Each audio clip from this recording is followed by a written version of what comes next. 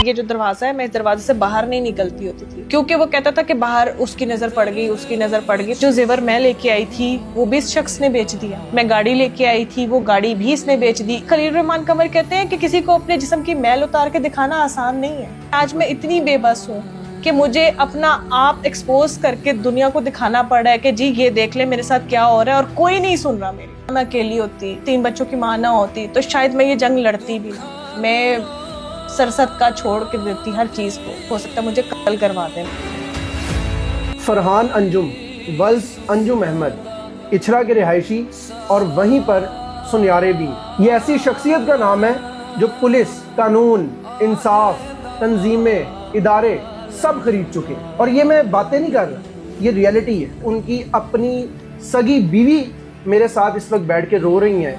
ये इनका निकाहनामा है। बीवी के साथ वो क्या हशर कर रहा है, क्या हाल कर रहा है, किस तरह से जुल्म ज्यादती कर रहा है, आप उनकी बीवी सना आगा खान की जुबानी सुने। और याद रखिएगा, ये कोई आम खातून नहीं, एक सहाफ़ी खातून। फरहान अंजुम के साथ आपका रिश्ता कब हुआ और यहाँ तक नौबत कैसे पहुँची? फरहान अंजुम के साथ आज से तकरीबन 2 साल पहले जो है ना मेरी शादी हुई। हमारा एक एग्रीमेंट था, मेरे पास 3 बच्चे थे और इन्होंने पूरी मुझे यकीन दहानी दिलाई थी कि मैं तुम्हारी ज़िंदगी में वो इजाफा होऊंगा जो तुम्हारे लिए, तुम्हारे बच्चों के लिए फ़ायदेमंद होगा। इन्होंने मुझे मीडिया छुड़वा दिया, इन्होंने मुझे कहा कि आप सब कुछ छोड़ दें। मैंने छोड़ दिया। मैंने इस घर के अंदर अपने आप को कैद कर लिया। मैं बाहर नहीं निकली। बाहर नेबर्स मुझे नहीं जानते थे, लोग मुझे नहीं जानते थे कि अंदर कौन खातून है। मैंने अपनी फैमिली में मिलना खत्म कर दिया था। ये जो दरवाजा है, मैं इस दरवाजे से बाहर नहीं निकलती होती थी क्योंकि वो कहता था कि बाहर उसकी नजर पड़ गई, उसकी नजर पड़ गई। तो मैंने कहा यार इन मामला से अवॉइड करने से अच्छा ये मैं अपने घर में अगर मुतमईन हूँ तो मुझे कोई मसला नहीं। मेरे इस 5 महल्ले के घर के बाहर जी एक वॉचमैन बिठाया गया। अच्छा। इसको पूरा हर जगह से कैमरास लगाए गए इस घर के अंदर, और कैमरास ये शख्स खुद मॉनिटर करता था। ये घर आए या ना आए, इन्हें पल पल की खबर होती थी कि घर में कौन आया और कौन गया। इसने गाड़ी भी सेल करवा दी। उसने कहा कि तुम बाहर जाती आती हो तो गाड़ी तुम सेल करो, मैं तुम्हें नई गाड़ी लेके दूंगा। गाड़ी सेल हो गई, उसके बाद कोई गाड़ी नहीं है। इसने एक नई सिम ली, नया मोबाइल लिया, वो मुझे गिफ्ट कर दिया। मैं बड़ी खुश थी, अपडेट हो गया मोबाइल भी और ये सारा कुछ। तो मुझे ऐसा महसूस हुआ कि मेरे जो मैसेजेस आते हैं ना व्हाट्सएप पे, वो हर मैसेज का इसको पहले पता हो। तो वो पता चला कि व्हाट्सएप इसके मोबाइल पे खुला हुआ। फिर हमारे इख्तिलाफात मजीद बढ़ गए। इस वक्त आपके ऊपर जुल्म और तशद्दुद भी हो रहा है, यहाँ तक नौयत किस तरह पहुँच गई? इस शख्स ने जब एक हक महर मुअज्जल में मुझे घर लिख के दिया, वो जब ट्रांसफर होने की बारी, 1 महीने के बाद सोसाइटी का एक रूल है कि 1 महीने के बाद ट्रांसफर आपको मिल जाती है, तो वो इसने अपने नाम ट्रांसफर करवा लिया। मैंने इनसे पूछा, मैंने कहा आपने अपने नाम क्यों किया जब ये हक महर मुझे दे दिया गया? तो फिर आपने कहते नहीं वो अभी मेरे नाम हुआ है तो मैं आपके नाम कर दूंगा। हर चीज वेरी वेल प्लान्ड हुई।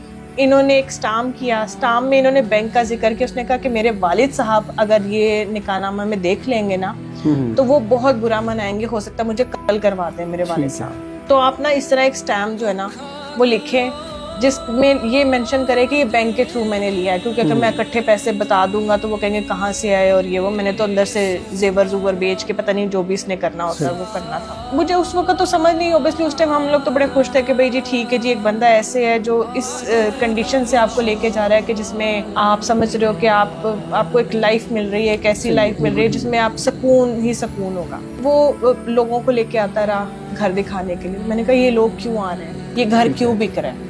उसने कहा कि जी बिल्कुल खत्म हो गया सब कुछ, मैं लुट गया। ऊपर तक प्लाजा है इछरा में इनका, ठीक है, अपना एक दुकान नहीं है वहाँ पर, 3 दुकानें इनकी। सोने की वालिद साहब की है और एक इनकी है और एक भाई की है। उसके अलावा DHA फेज 1 में इनका घर है। इसके अलावा और भी DHA में इनकी प्रॉपर्टी है। मगर ये जो 5 महल्ले का घर है ना जी, ये इसलिए बेचना था क्योंकि वो जो शख्स था ना, वो शख्स एक प्लान करके मेरी लाइफ में आया था और उसने इसको, उसके बाद उसने सोचा हुआ था कि मैं इस घर को बेचूंगा, मैं अपने घर में चला जाऊंगा और ये सड़कों पे रुलती रही। मगर मैंने इस पे स्टे ले लिया। 2 साल हो गए हैं जी, मुझे इसने एक पैनी नहीं दी खर्चे की सूरत में। निकाह में जरूर हूँ मैं इसकी। जो जेवर मैं लेके आई थी वो भी इस शख्स ने बेच दिया। मैं गाड़ी लेके आई थी, वो गाड़ी भी इसने बेच दी, इस शर्त पे कि मैं तुम्हें नई गाड़ी लेके दूँ। उसके बाद ये घर जो उन्होंने दिया है ये भी नीलाम हो गया। अभी आपने बताया कि आप इस घर में सिर्फ 12 दिन की मेहमान रह गई। जी बिल्कुल। 12 दिन के बाद क्या होने जा रहा है? नीलामी हो गई है इस घर की। तकरीबन आज से 25 दिन पहले नीलामी हो चुकी है। नीलामी क्यों हुई है? नीलामी इसलिए हुई है कि जी मैंने बेचने नहीं दिया, मैंने स्टे ले लिया। ऑब्वियसली जब भी कोई आता है वो देखता होगा कि यार ये स्टे हुआ हुआ है यहाँ पर, तो वो प्रॉपर्टी नहीं खरीदता होगा। जब मैंने समझ कुछ नहीं, फिर उन्होंने बैंक से लोन ले लिया। अब लोन लिया जी 85 समथिंग करके, वो लोन का 85 लाख, हाँ 85 85 लाख रुपए। 85 लाख मेरे इल्म में नहीं था।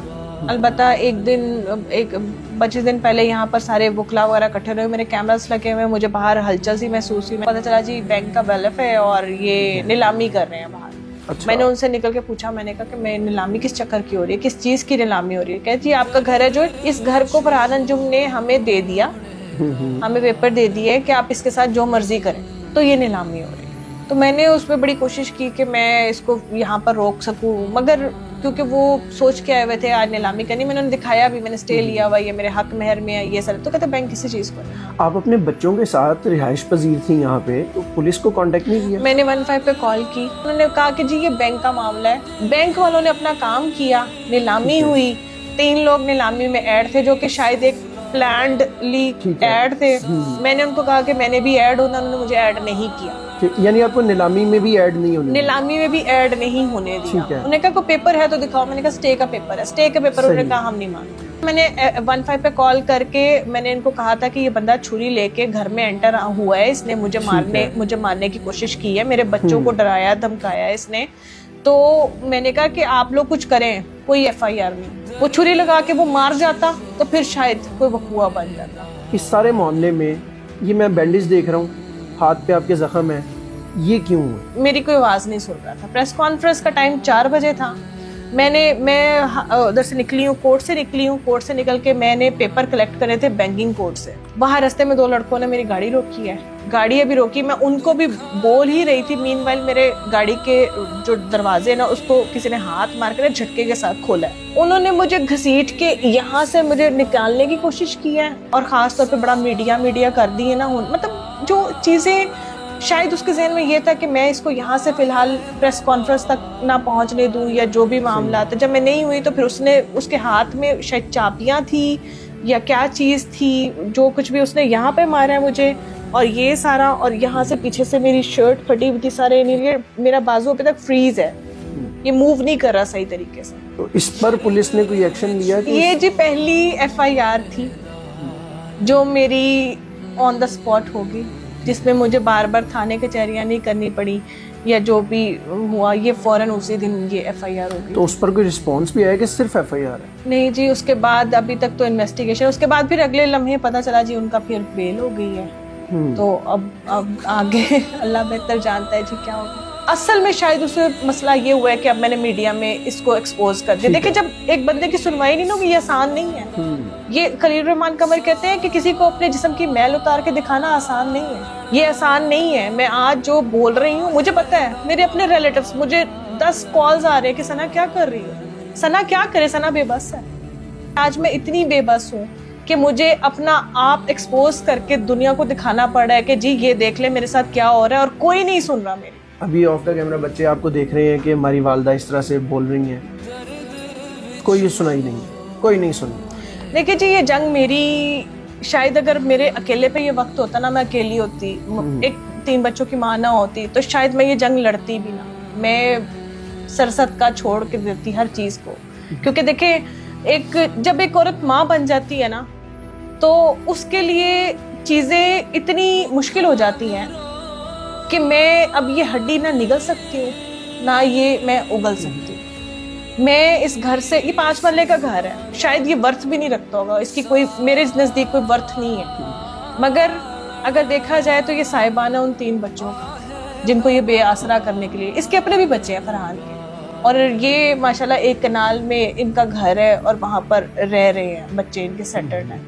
मगर सिर्फ और सिर्फ मसला ये है अना का, और कुछ भी नहीं। 12 दिन के बाद कहाँ, कहीं और जगह, किसी और जगह प्लान है शिफ्ट होने का, या क्या, किधर 12 दिन के बाद जाना?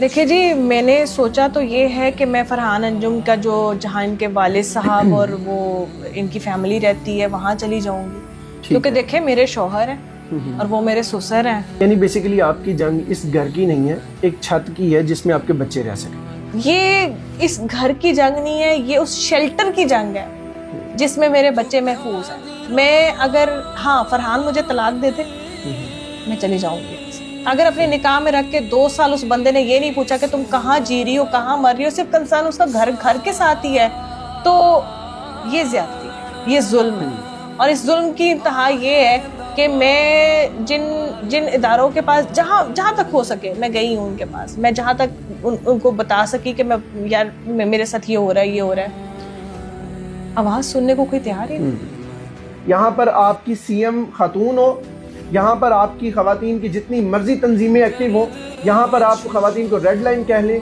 आप कुछ भी कर लें, यहाँ पर इंसाफ उसको मिलेगा, यहाँ पर इंसाफ उसकी जानिब झुकेगा जिस साइड पर पैसा है।